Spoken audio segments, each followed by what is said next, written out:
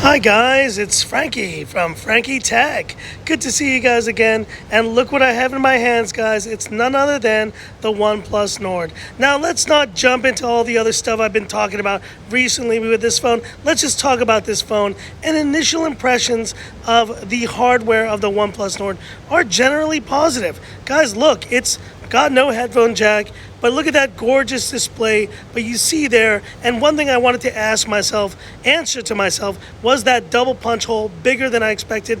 It is. It's pretty ungainly. I'm not a fan, but there you see the specs of the OnePlus Nord. And let's face it, guys, the major thing that I needed to confirm is this phone made of plastic. 100%, guys. And I can't believe so many people got this wrong. The moment I picked this up, I immediately knew I was holding a very similar feel to the Redmi Note 7, to the Mi 10 Lite 5G, but I do like the color of this phone, but it's no doubt plastic, guys. No antenna bands. It's not cool to the touch. It's a nice phone. It's a decent build, I will say, though, considering it is made of plastic.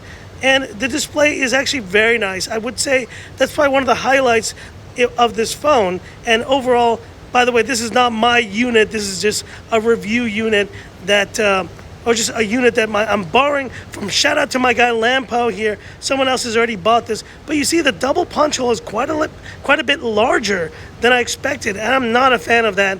But the white point looks pretty good on this display. And I think most importantly, you see here the software is Oxygen OS 90 Hertz. It should do a solid job overall. And showing you the sides of the phone, there's that very much appreciated silent and ringtone switch on OnePlus phones. It's a nice phone, guys. It's actually a pretty decent mid-range phone overall.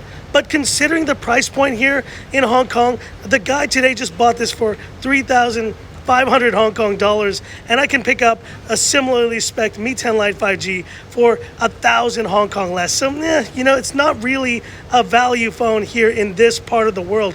Maybe in Europe, maybe in other places, but overall, I actually left with a decent impression of the OnePlus Nord. It's not a bad phone. It's not a terrible phone. You see the viewing angles there, though, the rainbowing happening. It's okay.